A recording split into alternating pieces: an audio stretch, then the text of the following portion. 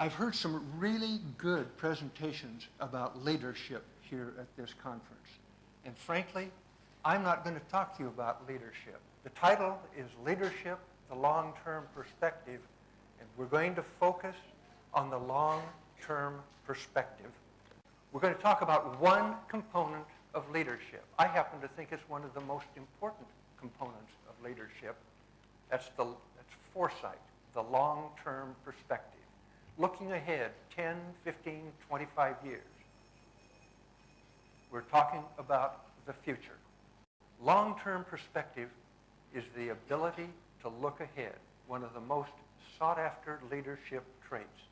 This is by Kouzes and Posner, authors of the Leadership Challenge, and I chose them as a reference because they are not only writers, they are researchers, and their information comes from inquiring amongst many, many organizations, HR organizations as well, about what do they look for when they hire a leader. They feel that long-term perspective is second only to honesty as an attribute. And I believe this points out the importance of a long-term perspective in leadership. How long is long-term? Long-term to a futurist is 10 years or longer. Usually 10 to 25 years, because futurists are looking at the way the forces in our society are moving, and it takes about 10 years for forces to play out, and it takes, by the time you get to 25 years, it's a little hard to read the forces. Although there are futurists who study by the centuries, even one organization in Seattle that is looking at the year 3000.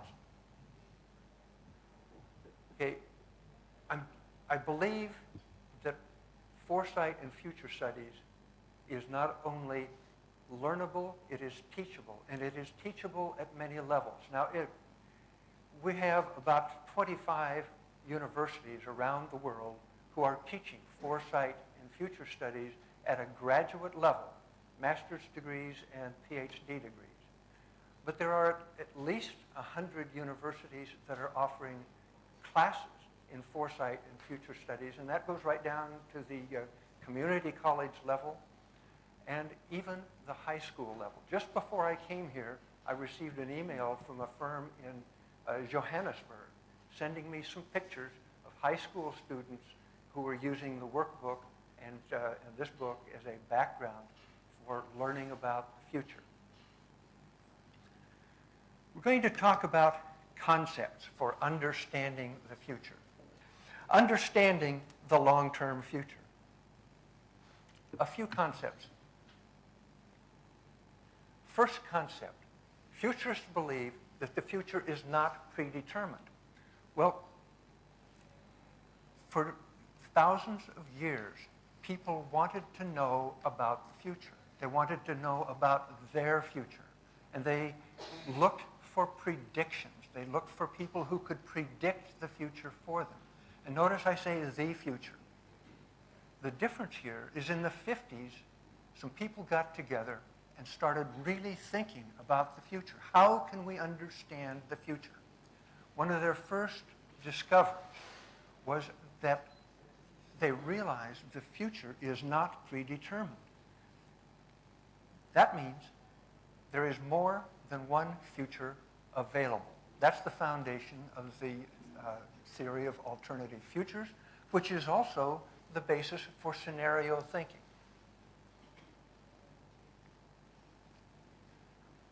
Second, futurists believe that the future cannot be known, but we can make some pretty good guesses about the future. I'm going to give you an example, a small personal example. You know how old you are today. You know how old you'll be in 10 years from now. If you have children at home who are under 10, you know that they will be teenagers. That's going to change your life. If you have teenagers at home already, 10 years from now they'll be in their 20s.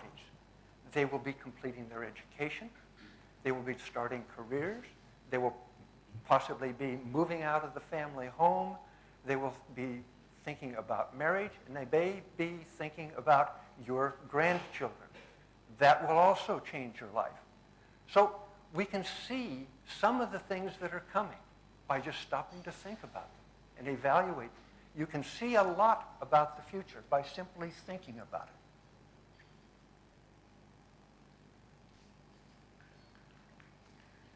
Third, futurists believe that the future can be influenced by the actions of groups or individuals. Now, people have probably already told you can't change the future. Well, you can. When you made a decision to come to this meeting, when you made reservations at the hotel, arrangements for transportation, and so on, you changed your future. Because if you hadn't come to this convention, you would probably be in your offices right now. So you changed your future. If you make an appointment with the dentist, with your doctor, if you make an appointment with a friend to meet for dinner, you have changed the future. So if we can change the future on a short-term basis, why not on a long-term basis? And that's what futurists believe, that we can change the future on a long-term basis. That is the foundation of strategic planning. Why do we study the future? Because we want to know what's going to be different. We want to know what is going to change. And we want to anticipate change. That's the advantage of knowing about the future. If you can anticipate change, you can prepare for change. Because the future is about change. Now, if you're under 30, you may not know what this is. This is a typewriter. They used to be everywhere. Every office had a typewriter. Lots of homes had typewriters. In 1981, IBM introduced their personal computer. It came loaded with word processing software and a spreadsheet. Now, I was very fortunate. I got to use one of those first computers, and I spent a day learning how to use it, typing. A typewriter required a skilled operator because it was really easy to make mistakes, and on a typewriter, the mistakes showed. So you had to paint them over with white paint if you were not skilled. At the end of the day, I had typed one letter, but it was perfect. And I sent it out to 43 people. Now, you have to understand the times to understand the feeling of power. And it's the first time I can remember thinking about the impact that was coming on the future. 10 years later, the typewriter industry had died. Most of the manufacturers were out of business. IBM stayed in business, but not in the typewriter business. And that's how quickly change can come. This is a picture of change. You all read in the newspapers and various publications about trends. A trend is a shortening of the term trend line. This line represents data that underlies the trend line. So you have statistics down here over a period of time. This line shows you the direction that the force is moving, and it represents the change. You notice right here it goes up a little faster, faster change. So the angle of that line will tell you how fast change is happening.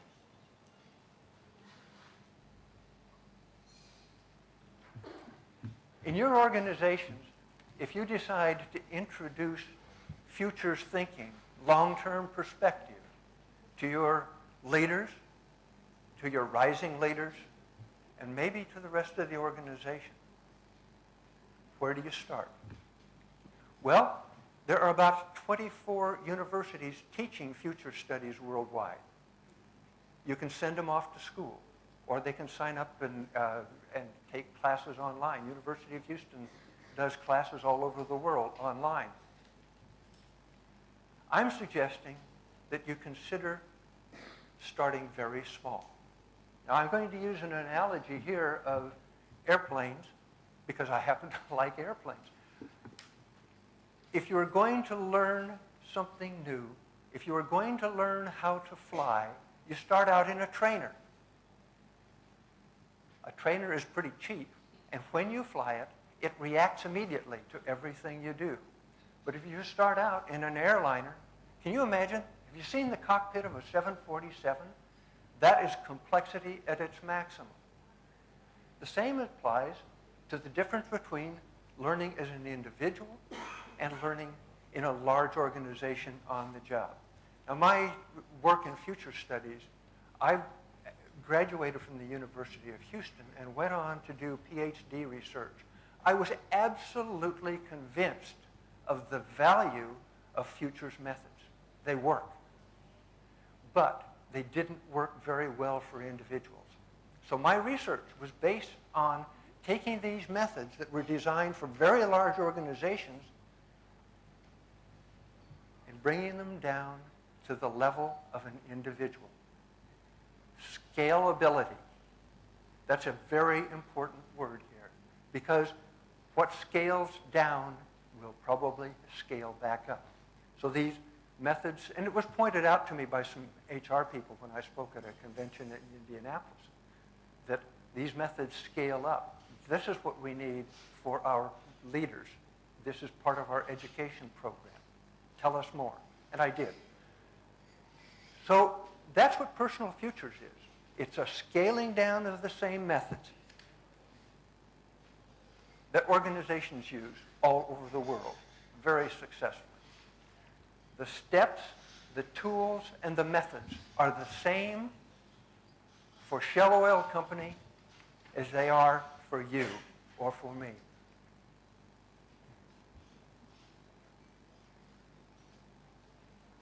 For any organization, for any individual. It works. If you're interested in learning about the future, I welcome you to my website. I have a lot of free downloads there. I would also suggest that you consider the World Future Society, because they have a meeting every year, and some of the best professionals in the industry show up at that meeting and talk. You'll have an opportunity to meet people at all levels of the industry. This year it's going to be in Vancouver, BC. I'm going to be doing a workshop there, but I would urge that you consider that as a possibility. If nothing else, read the magazine. They have a lot of good ideas.